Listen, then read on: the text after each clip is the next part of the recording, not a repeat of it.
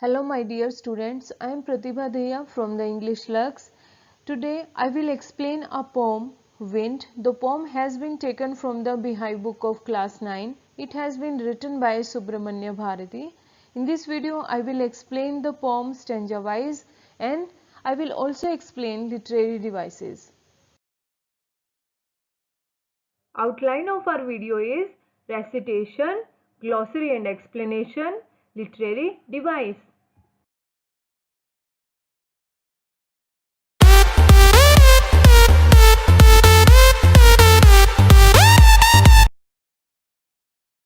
Let's start. First of all, I am going to tell you about the poet of the poem, Subramanya Bharati, 1882 to 1921. Chinnaswamy Subramanya Bharati, also known as Bharatiyar, was a Tamil writer, poet, journalist, Indian independence activist, a social reformer, popularly known as Mahakavi Bharati. He was a pioneer of modern Tamil poetry. His numerous works are fiery songs kindling patriotism and nationalism during the Indian independence movement. The poet strikes a conversation with wind. He starts communicating with it. He is angry as wind does not listen to him, and he starts, "Wind, come softly, don't break the shutters of the windows, don't scatter the papers, don't throw down the books on the shelf. There, look what you did, you threw them all down. You tore the pages of the books. You brought in again, you are very clever at poking fun at weaklings." And then his tone changes. Frail crumbling houses, crumbling doors, crumbling rafters, crumbling wood, crumbling bodies, crumbling lives, crumbling hearts. He starts communicating with his readers. He won't do what you tell him. So, come, let's build strong homes. Let's join the doors firmly. Practice to form the body. Make the heart steadfast. Do this, and the wind will be friends with us. The wind blows out weak fires. He makes strong fires roar and flourish. His friendship is good. We praise him every day. Introduction of the poem. The Wind is a symbolic poem because it deals with ups and downs of the life and how we should prepare ourselves to face troubles in life. The poet tells us that strong people face difficulties bravely, while weak people are broken or destroyed. In the poem Wind by Subramanya Bharati is originally in Tamil. It was translated in English by A.K. Ramanujan. The poem describes the power of the wind on nature and human life. It focuses on the violent aspects of the wind that causes heavy destruction. The poet tells us that the wind makes fun of the weak people and things, but favors the strong. He therefore suggests the reader be strong, both physically and mentally. The wind here is the symbol of hardships and obstacles which human beings have to face in their life. If we remain strong, we can overcome any obstacles. Now glossary and explanation of the poem. Threw them all down, scattered them, weakling, weak person or animal, poking fun, making fun of something. Stanza wise explanation. Wind, come softly, don't break the shutters of the windows, don't scatter the papers, don't throw down the books on the shelf. The poet is talking to the wind. He asks the wind to come softly. So he is saying that the wind should not be very strong and loud. It should be soft and subtle. Then he says that the wind is very powerful. It is destructive. It breaks the shutters of the windows and scatters the papers. When the wind is very powerful, all the books which are kept on the shelf fall down. So here The poet is describing the power of the wind. Then he says, "There, look what you did. You threw them all down. You tore the pages of the books. You brought rain again. You are very clever at poking fun at weaklings." He says to the wind to look at the destruction that it had done. Whenever there is a strong wind, all the things that are weak, like small plants, tiny children, etc., they all get scared, and they can even fall and get hurt.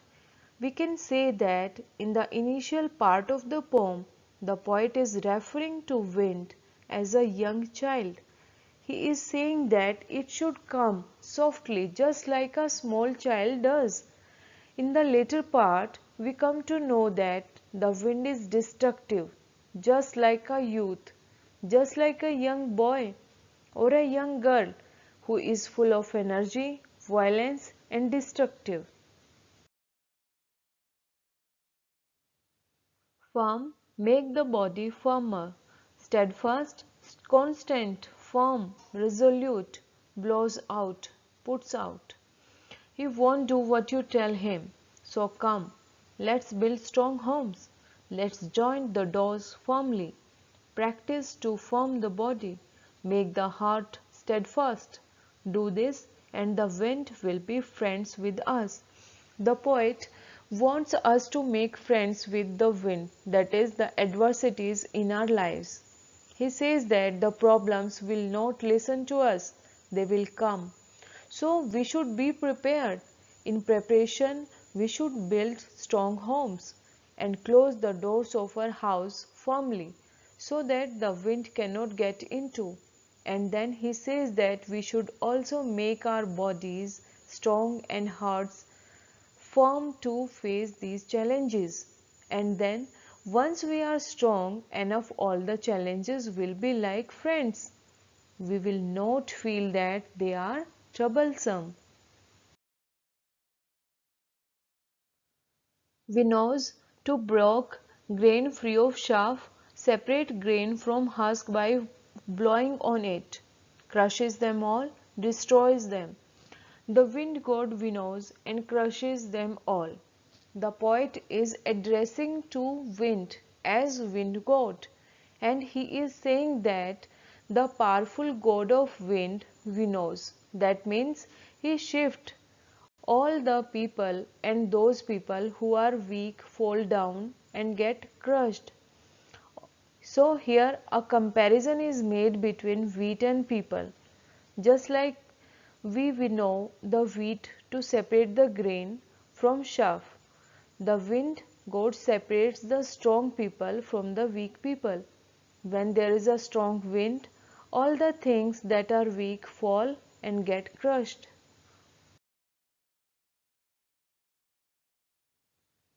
Firm, make the body firmer. Steadfast, constant, firm, resolute, blows out, puts out. He won't do what you tell him. So come, let's build strong homes. Let's join the doors firmly. Practice to form the body. Make the heart steadfast. Do this, and the wind will be friends with us. The poet wants us to make friends with the wind, that is, the adversities in our lives. He says that the problems will not listen to us, they will come. So we should be prepared.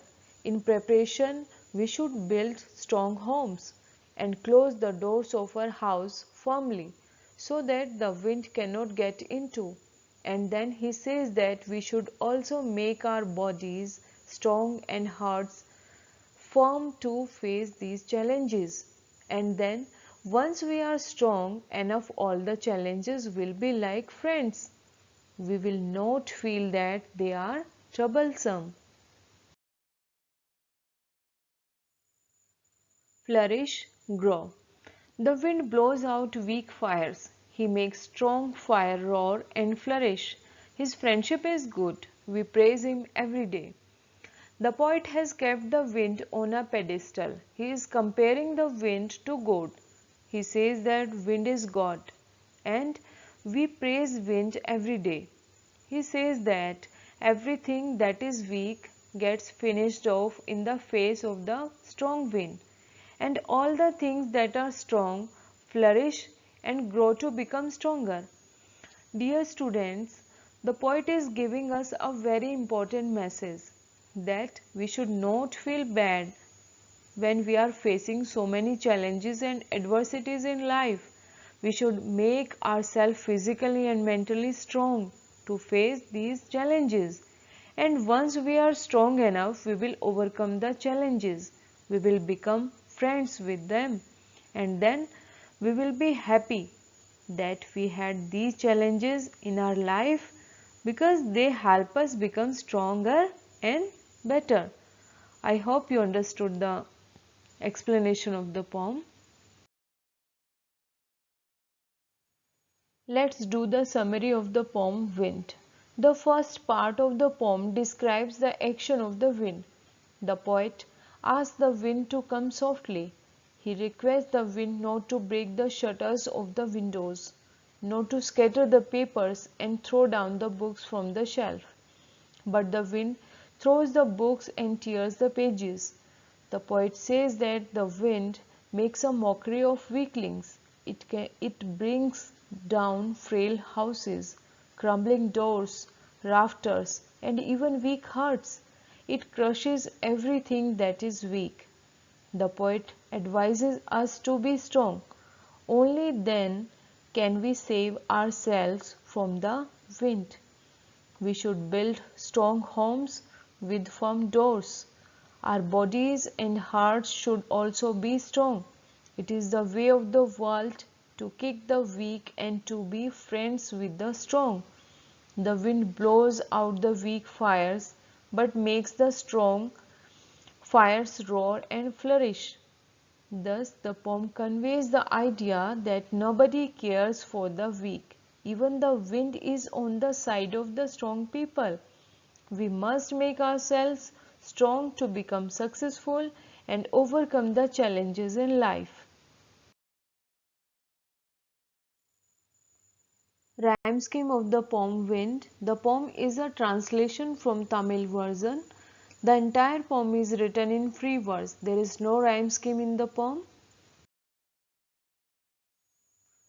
Now we will do literary device of the poem. First one is anaphora. When a word is repeated at the start of two or more consecutive lines, it is the device of anaphora. Lines 2, 3 and 4 begin with don't, and lines 6, 7 and 8 begin with you. And next one is personification. Wind has been personified. When the poet says you are, he is referring to wind as you. That means he is treating wind as a person. Our next literary device is repetition. Crumbling is repeated many times to emphasize in these lines. The poet wants to say that the wind crushes everything that is weak. That's why he repeats the word crumbling. And next is alliteration, the repetition of a consonant sound in close connection. Wind, winnows. So W word is repeating in two words. And next is symbolism. Symbolism means that the thing refers to some other thing. Wind is a symbol. It refers to the challenges in life. He is using wind as a symbol for the adversities in our life.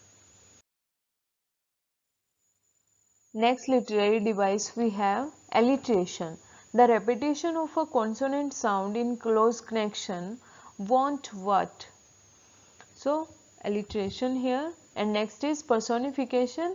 Wind has been personified and has been addressed as a destructive force of weak things. For example, he won't do what you tell him. So he is treated as a person, as a living thing. And next literary device we have personification. Wind has been personified when the poet says he is referring to wind as his. That means He is treating wind as a person. And next is alliteration. Strong fires roar and flourish. F sound is repeating. And next is metaphor.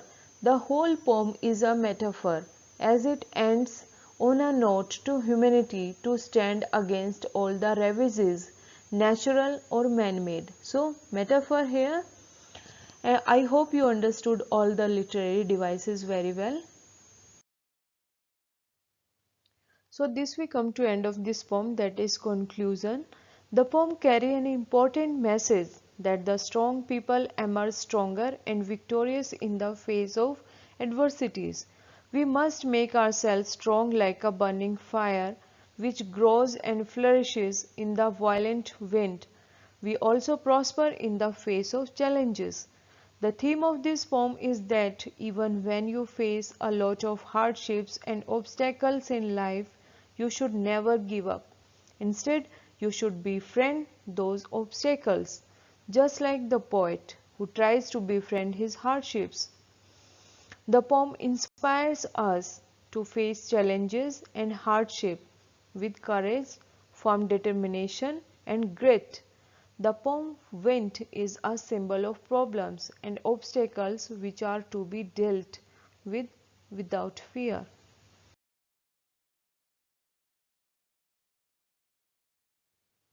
I hope you understood the glossary, explanation of the poem and literary device used here very well. Thank you for watching this video. I hope it will be useful to you. Thank you.